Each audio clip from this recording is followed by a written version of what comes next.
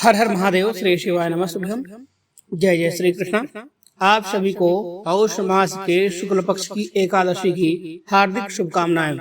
आज हम बात करेंगे पौष मास के शुक्ल पक्ष की जो एकादशी है, जो 2025 की पहली एकादशी होगी। जनवरी महीने में आने वाली पहली एकादशी होगी। इसका व्रत किस दिन किया जाएगा? एकादशी 2 दिन है, तो व्रत के लिए कौन सा दिन उत्तम रहेगा, यह बताएंगे। साथ ही साथ बताएंगे आपको पारण कब करना है, पारण का समय क्या रहेगा, पारण का समय सुबह रहेगा या दोपहर को रहेगा, द्वादशी कब समाप्त होगी, व्रत के नियम क्या रहेंगे, भोग क्या लगाना चाहिए, भगवान को कथा कौन सी सुनानी चाहिए, पूजन कैसे करना चाहिए और व्रत के पारण की विधि क्या रहेगी। इस प्रकार से संपूर्ण जानकारी आपको इस वीडियो के माध्यम से प्रदान की जाएगी। आप व्रत की सफलता के लिए भगवान श्री हरि की कृपा प्राप्त करने के लिए कमेंट बॉक्स में अवश्य लिखें जय श्री हरि या ओम नमो भगवते वासुदेवाय।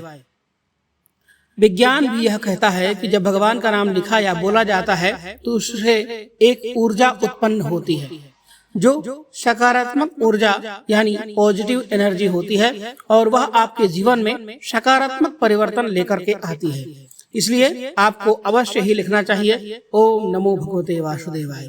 आइए बात करते हैं आने वाली एकादशी की। आप देख रहे हैं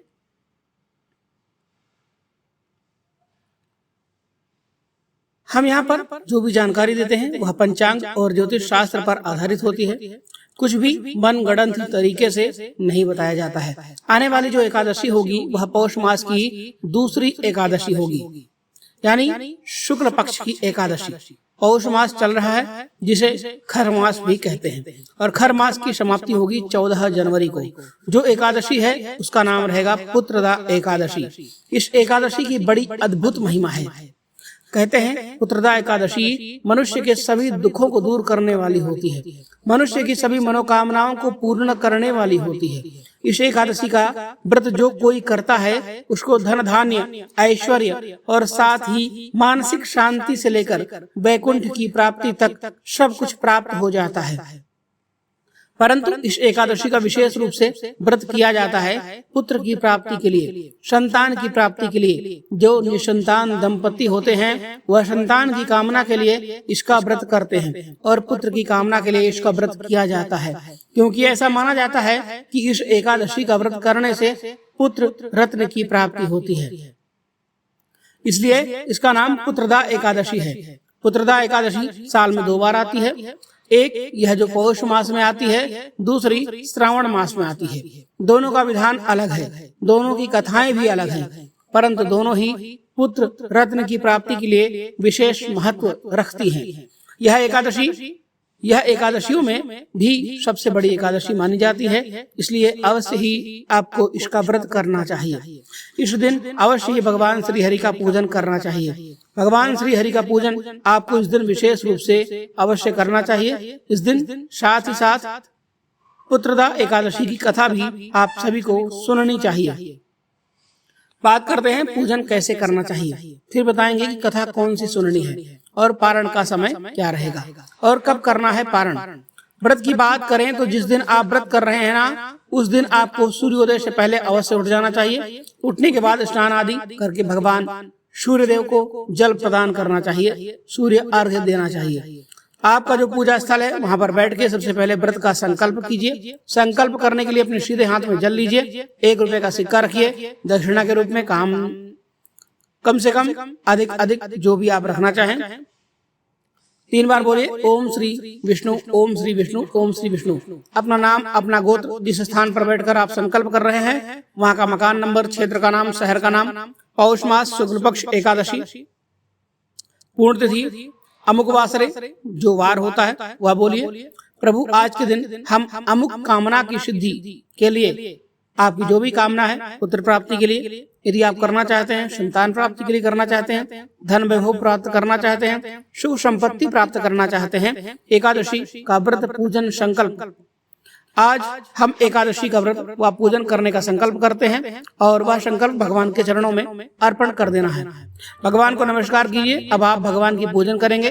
पूजन हम पंचोपचार विधि से करेंगे। देखिए, इसके लिए आपके पास आवश्यक सामग्री होनी चाहिए। 1 लोटे में जल, थोड़ा सा गंगा जल मिला लीजिए। उसमें भगवान श्री हरि की किसी भी रूप में एक तस्वीर आपके पास होनी चाहिए। या प्रतिमा है तो प्रतिमा रख लीजिए। मौली, धागा, पान, सुपारी, लौंग, इलायची, पान का पत्ता अगर है तो उत्तम रहेगा। धूप, दीप, फूल, माला और नैवेद्य के रूप में भगवान को अर्पित करने के लिए मिठाई। पूजन करने से पहले भगवान की तस्वीर को स्थापित किया जाता है। स्थापित करने के लिए जिस स्थान पर आप अपनी तस्वीर को रखना चाहते हैं उस स्थान का शुद्धिकरण अवश्य कर लेना चाहिए। तो लोटे में जो जल है जिसमें आपने गंगा जल मिलाया है उससे थोड़ा सा छींटे मार दीजिए। इस स्थान का पवित्र करना आवश्यक होता है। पवित्रीकरण करने के बाद आप उस स्थान पर एक लाल कपड़ा बिछा दीजिए। उसके ऊपर पुष्प रख दीजिए। पुष्प आप भगवान को एक प्रकार से आसन दे रहे हैं। आसन के रूप में उपरांत भगवान श्री हरि की तस्वीर को वहां पर स्थापित कर दीजिए। पूजन के पहले भगवान को पाद्य, अर्घ्य, आचमनी प्रदान कीजिए। अर्थात 3 बार आपने जल के छींटे देने हैं। जल के छींटे देने के बाद तिलक लगाइए, अक्षत लगाइए, फूलों की माला पहनाइए, पुष्प अर्पण कीजिए, धूप दीप दिखाइए, घी का दीपक जलाइए। दीपक जलाने के पश्चात आपको वहीं पर दीपक को रख देना है, चावल या पुष्प के आसन के ऊपर। उसके ऊपर आप दीपक को रखिए। इसके नीचे कभी भी दीपक खाली जगह में नहीं रखना चाहिए। एक प्रकार से यह साक्षी देव है। अग्निदेव हमारे साक्षी होते हैं हमारे पूजा पाठ के। हमारी आज की पूजा के साक्षी हैं, इसलिए इस दीपक को आपको उठाना नहीं होता है। आरती के लिए आपको दूसरा दीपक का प्रयोग अवश्य करना चाहिए। दीप दिखाई नैवेद्य के रूप में जो भी आपके पास मिठाई है, भोग है, वो आप भगवान को चढ़ाइए। फल चढ़ाइए, पान, सुपारी, लौंग, इलायची जो भी आपके पास है भगवान को अर्पण कीजिए।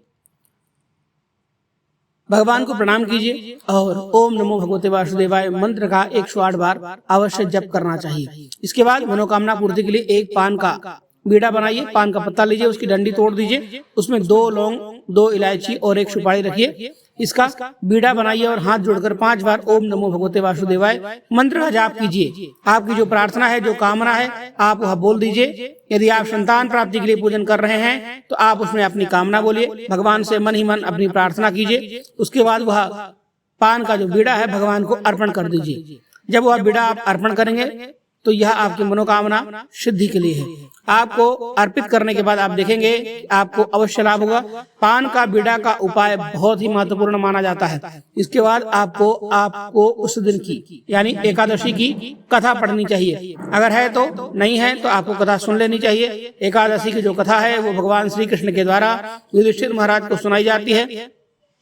उस कथा का ही आपको श्रवण करना है। एकादशी की जितनी भी कथाएं हैं, 26 एकादशियों की जो कथाएं महात्म में वर्णन है, उन सभी की सभी महाराज श्री कृष्ण के मुखारविंद से महाराज युधिष्ठिर को सुनाई गई हैं। उसी कथा का आपको श्रवण करना है। अगर आपके पास कथा नहीं है तो आप YouTube में देख करके श्रवण कर सकते हैं। साथ ही कथा श्रवण करने के बाद में आप भगवान की आरती करेंगे। आरती करने के बाद आप फल का भोग लगाएंगे। प्रसाद को बंधु बांधवों में वितरण करेंगे। आज के दिन अन्न आपको नहीं खाना होता है। नियमों की बात कर लेते हैं। नियम क्या होता है, जिनका नियम पालन अवश्य रूप से आप सभी को करना चाहिए। आज के दिन आपको अन्न नहीं खाना है। सामान्यतः जो व्रत नहीं कर रहे हैं उन्हें भी आज के दिन चावल का सेवन नहीं करना चाहिए। आज के दिन चावल का स्पर्श करना भी वर्जित माना जाता है। जो व्रतीजन है उनको फलाहार करना चाहिए। आप फलाहार में आप कुछ भी ले सकते हैं, जो भी आपके यहाँ उपलब्ध हो। साबूदाना छोड़ करके साबूदाना ना खाएं तो बहुत अच्छा होता है।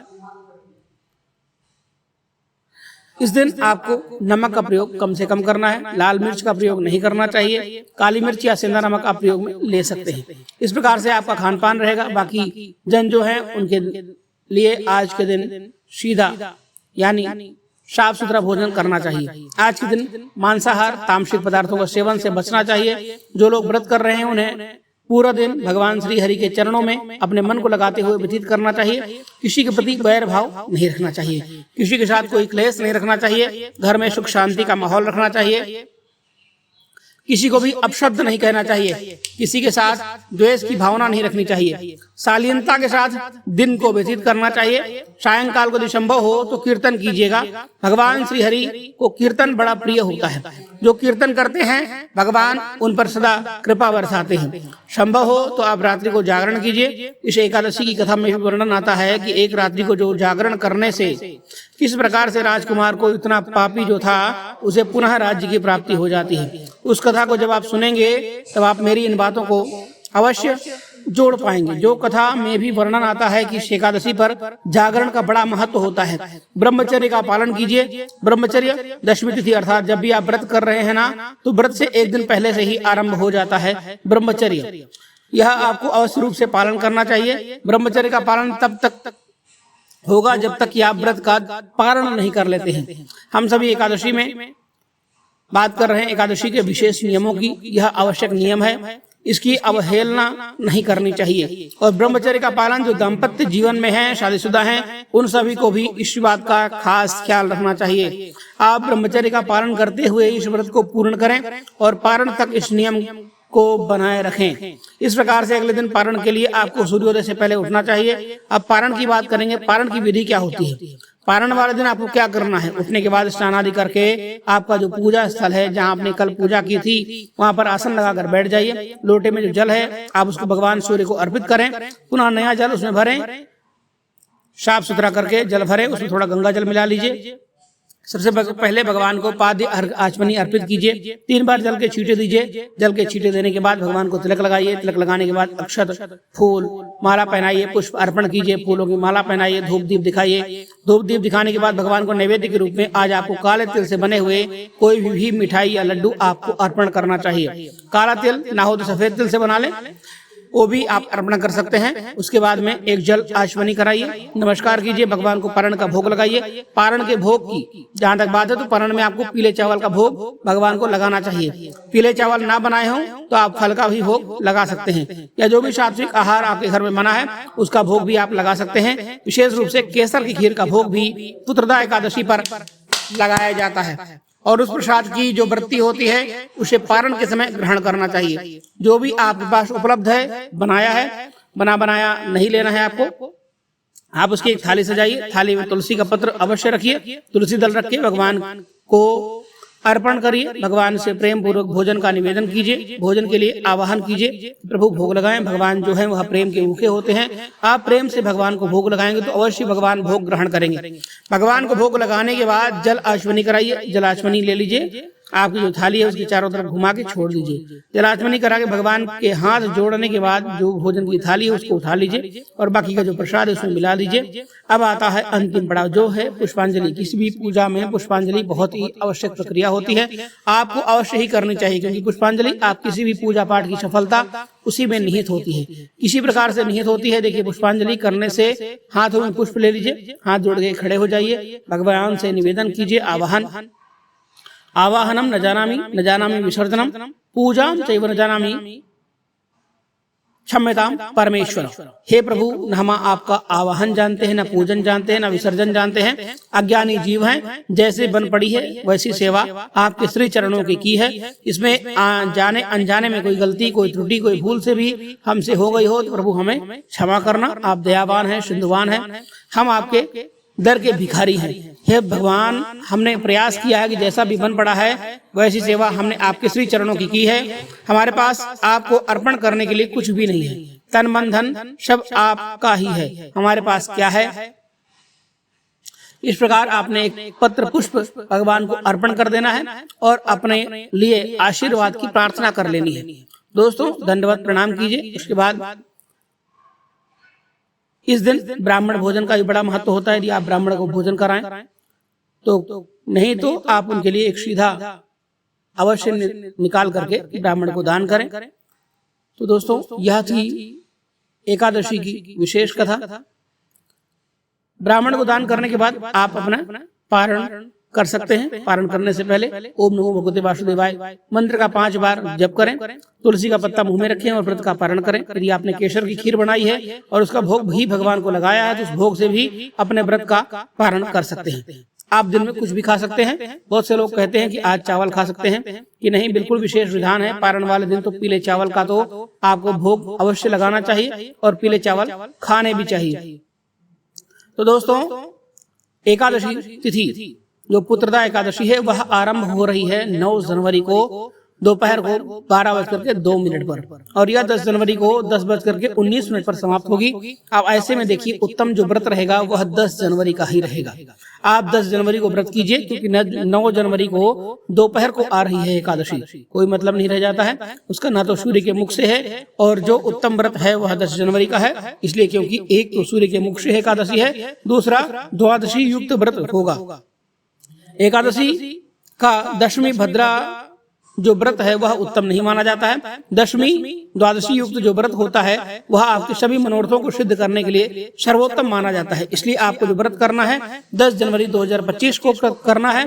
व्रत के पारण की बात करें तो पारण आप 11 दिसंबर को दिन में रहेगा। शनिवार का पारण है, जो ना वो 3 सिद्धांत हैं, इसका पारण करते हुए पारण समय निर्धारित होता है। पहला व्रत के दिन अगले दिन सूर्योदय के बाद पारण किया जाता है।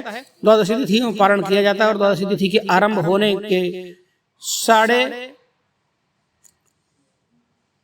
द्वादशी तिथि के आरंभ होने के पहले घंटे में ही पारण नहीं किया जाता है।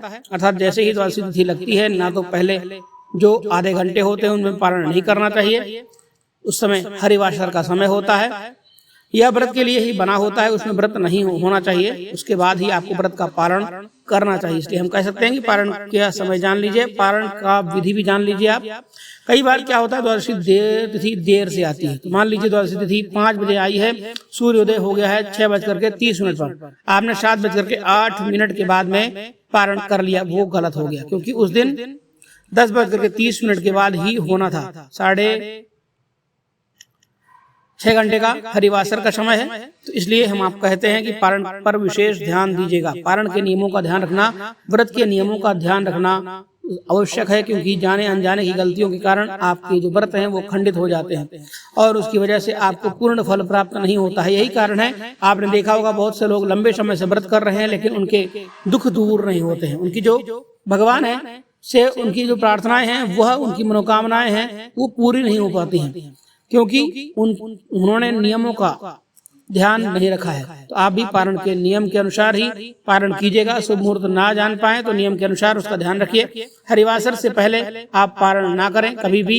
इसलिए पारण की बात कर लेते हैं। पारण का इस बार शुभ समय क्या रहेगा? इस बार शुभ समय रहेगा 11 जनवरी को सुबह 7:14 से 8:02 तक। इस समय आप पारण कीजिएगा, आपको अवश्य ही आपका जो व्रत है वो पूर्ण होगा। भगवान श्री हरि की कृपा से आपके सभी मनोरथ सिद्ध होंगे। दोस्तों, वीडियो अच्छी लगी हो तो कमेंट में हर हर महादेव, ओम नमो भगवते वासुदेवाय अवश्य लिखिएगा। मिलते हैं एक नई वीडियो में एक नई जानकारी के साथ। तब तक के लिए धन्यवाद। हर हर महादेव, श्री शिवाय, नमस्ते।